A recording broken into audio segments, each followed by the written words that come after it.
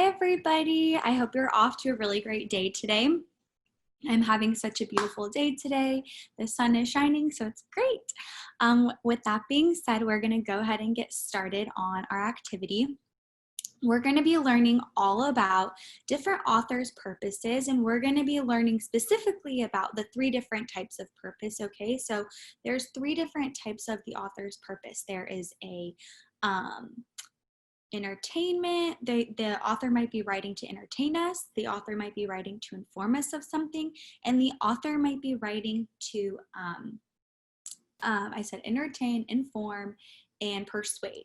Okay, so those are the 3 different types. So we're gonna dive deeper into those, and you're gonna become pros by the end of this lesson, knowing and mastering all 3 of those different purposes. So right now, before we get started on anything, I'd like for you to go gather one piece of paper and then a pen or pencil. So I just have a bunch of pens, so I'm going to be using my black pen, but if you could go ahead and grab a pencil and a piece of paper, pause this video and come back when you're ready. Okay, so the first thing we're gonna do, I'm gonna model this one for you. So we're going to create our own persuasive passage, okay? So there's an image here of fruit in a lunchbox. So with that image, I want us, or me, I'm going to model this one first. I'm going to create an example of how I can persuade you of something with this image here, okay? So when an author is trying to persuade us of something, they're trying to convince us to do something. So in their eyes, this might be a really good idea. So if I see a picture of some fruit in a lunchbox, my idea that I'm going to create is I can say something like, it is very important to have fruit at lunch. Okay, so I'm going to write that in here. I'm going to say this picture makes me think it is very important for fruit to be served in all school lunches because, why do you think that it's important to serve school lunches with fruit? Does fruit give us lots of energy or does it bring us down? So think about that for a second. So I think it is very important for fruit to be served in all school lunches because fruit gives us energy, okay? So that is my example of a persuasive passage or text. And so I'm going to go ahead and write that down on my paper, exactly what I wrote. So I'm going to say, it is very important, just like this, I'm writing, it is very important for fruit to be served in all school lunches. And we want to say why, because that's just a general statement. So we said because fruit gives us energy, okay? So I'm trying to persuade you, who's ever making your lunch, I'm trying to persuade whoever that cafeteria person is at school that we should always serve fruit because it gives lots of energy. So now we're gonna do this one together. So go ahead and grab that pencil. We're gonna create our own entertainment passage, okay? So we just did persuasive, okay? There's 3 different types. There's persuasive, entertainment, and we'll move on to the next one and we'll move on to the 3rd idea in a little bit, but we're gonna focus on entertainment, okay? So remember, we're gonna use this image for some guidance. We're gonna keep our passage very short and simple. It doesn't need to be like a full-on story. We're gonna keep it down to about 1 or 2 sentences. And when we're we're going to remember that when an author is trying to entertain us of something, they're trying to keep us interested in the story, okay? So they might be trying to scare us, right? The Little Red Riding Hood might have seen a big bad wolf. They might be trying to make us happy and laugh about certain things. And maybe the story is telling a joke about how a dog wore flip-flops on the beach, right? So those are a couple different ideas of how to keep you interested in a story. So for an example here, we have a picture of Peter Pan, okay? So using this picture, I want us to think of an idea of something that we can write in what is the word here? I'm trying to think about in correlation to this picture, okay? So using this picture, let's go ahead and create that. So this picture, I see Wendy, I see Peter, and I see Wendy's two siblings and Tinkerbell flying in the sky, okay? So if you've ever seen Peter Pan, you know that they go off to a really new, exciting world called Neverland. So here I'm going to list some of the characters. I'm gonna first start and say Peter Pan took Wendy. So I want to talk about how he's taking Wendy somewhere. So I'm going to say, Peter Pan took Wendy, but she's also with other people. So I'm going to say Peter Pan took Wendy and her family, right? Her family to, where did they go? Well, off to Neverland, right? So we're going to say Peter Pan took Wendy and her family to Neverland to see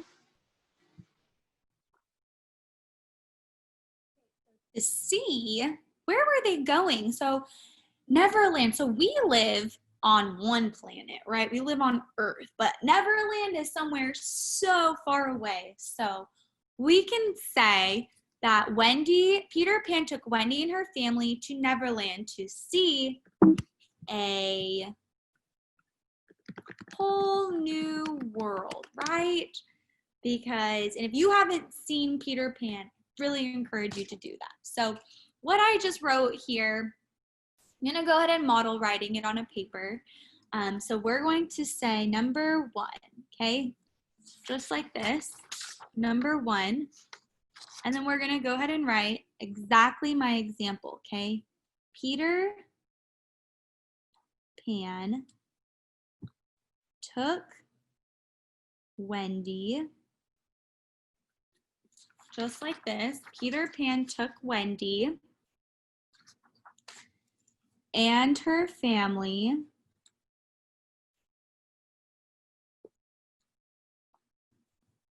to Neverland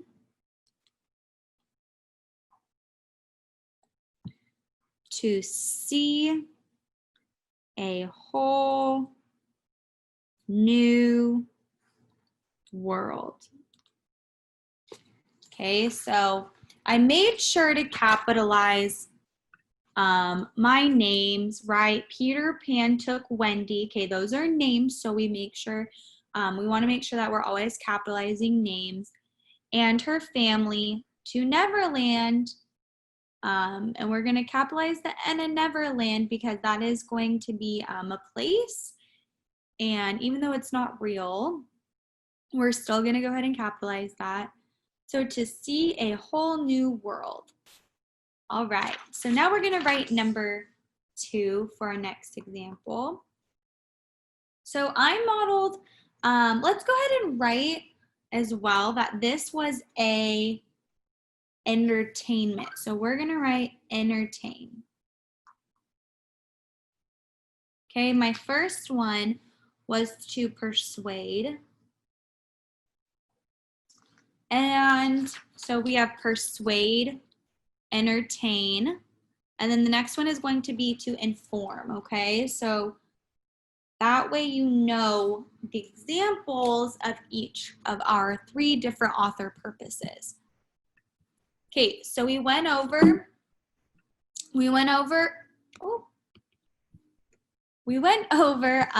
persuading. We went over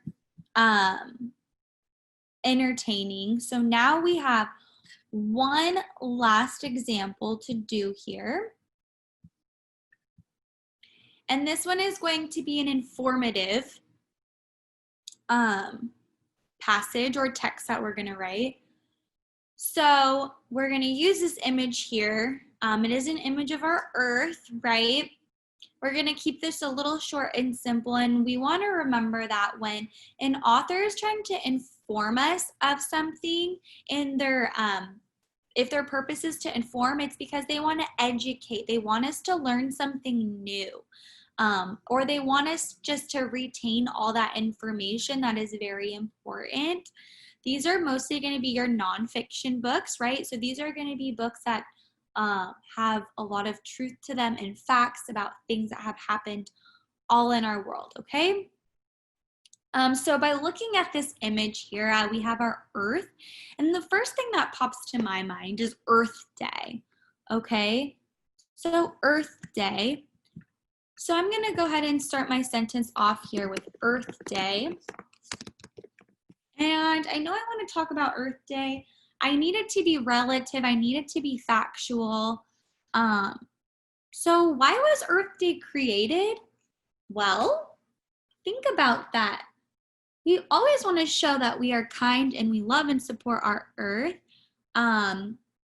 We practice that by recycling, and we practice that by cleaning up after ourselves outside. So we can say Earth Day was created to show support of the environment. Okay, so let's go ahead and write that on our paper for number 2 and form. Or we can say Earth Day was created to show support of the environment. So right now, this was my example that I created using my ideas from my head. So if you would like right now to go ahead and pause this video so you can create your own idea, remember that this has to be true. This has to be this is an informative passage or text that we're writing, and we want to educate people on why it's important to have an Earth Day. You can even talk about, it doesn't have to be about Earth Day. You can say the world is very important to take care of because we have water that we drink, and we need to make sure we're drinking healthy water. You can talk about plants that are on the earth. You can talk about so many things. Go ahead and join us back when you're ready. So here we have 3 different types of purposes, okay? So we have inform, persuade, and entertain. What is the author's purpose of this picture here? So it says the girl slipped on ice and fell. Splat! So is the purpose here to inform, persuade, or entertain? So I don't think they're really informing us of anything, and they're really not trying to persuade me that maybe falling is bad or good or hurtful. The purpose of this is to entertain, right?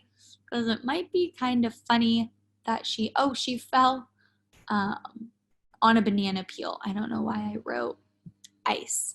That was a typo, but the girl slipped on a banana peel and fell. The next example here says the first rocket launched to space on July 16th, 1969, called the Apollo 11. What is the purpose of this story? Is it to inform us, persuade, or entertain? So if we were trying to persuade, does this sound like a persuasive story? No, it doesn't, right? I don't think the author is trying to persuade me or trying to make me like believe in anything. It's inform, right? Because this is true. We have true facts. We have a date, July 16th, 1969. And we know that it's called the Apollo 11, and it's telling me that the first rocket launched to space on that date. So this is to inform me of something that happened a long time ago in history. So what is the author's purpose here? I'll read this passage out loud. We want more after-school programs. I would like to see a school dance team and baseball team. It will help us learn new sports and stay busy. So is the author's purpose here to inform, persuade, or entertain? Show me a thumbs down if you, or up. Do you think the author's purpose is to inform? All right, so you should be giving me a thumbs up. Maybe if you don't know, you can do it to the side or give me a thumbs down.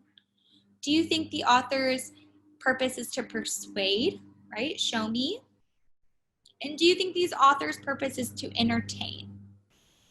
So the correct answer here is that the author's purpose is to persuade. So thumbs up, double thumbs up for persuade. They're trying to tell me or you that it's important for us to have school programs because it helps us learn new sports and stay super busy. So they're trying to persuade us to join new sports and for our schools to have more school programs. So what is the author's purpose here? It says Little Red Riding Hood was walking through the forest and looked up and saw something in the trees. Was the big bad wolf hiding? So is this to inform, persuade, or entertain? Okay, are they trying to teach us something new and educate us? Are they trying to persuade me to sway one way or the other? Or are they trying to entertain me by maybe scaring me a little bit, making me question what is going on? So Little Red Riding Hood was walking through the forest. She looked up. She saw something in the trees. Was it the big bad wolf hiding? The answer to this is entertain, right? A few more here. So here is the easiest way to build a car. What is the purpose, right? The author is trying to inform me, right? So thumbs up for inform. The author is trying to inform us that they know the easiest way to build a car. So they're going to share all of that information with us to educate me on how to build a car the easiest way. Last one. So to make a cake, you will need these ingredients: flour, sugar, butter, eggs, water, and baking soda, okay? So I need those important ingredients. What is the purpose of this, okay? So it sounds like we're going to be making some sort of a recipe. These are all things that we need in the recipe. So is it to inform us of things that we need? Thumbs up, maybe. Thumbs down if you don't think so. Is it to persuade us? To maybe try and convince us of something? Or is it to entertain us, just to maybe share a recipe just because they think it's funny or just for entertainment?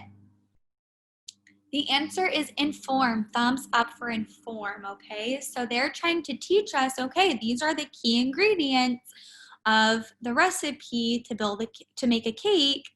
So this must be to educate me on how to bake a cake.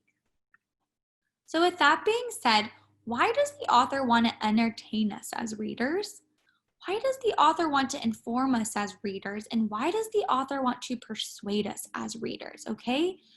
So to entertain, the author must be wanting me to maybe feel good before I go to bed about a happy story. It's like a movie, right? Movies are made for entertainment. They're made for laughter, they're made for crying. There's some really good movies out there. And that is the same thing with books, okay? Or passages or different texts. The author wants to inform us because they maybe want to educate us on something. And the author wants to persuade us because they maybe want us to believe one thing over another. So as a challenge, I encourage you to write your own story. Write a couple examples like we did on this paper of some different texts. They don't have to be long, but using the 3 different types of the author's purposes, So write an example of a persuasive passage, write an example of an entertainment, and write an example of an informative story or passage, however short or long you want it to be. I encourage you to share that with a friend or family member at home. Thank you so much for tuning into my lesson. I had so much fun teaching it. See you next time.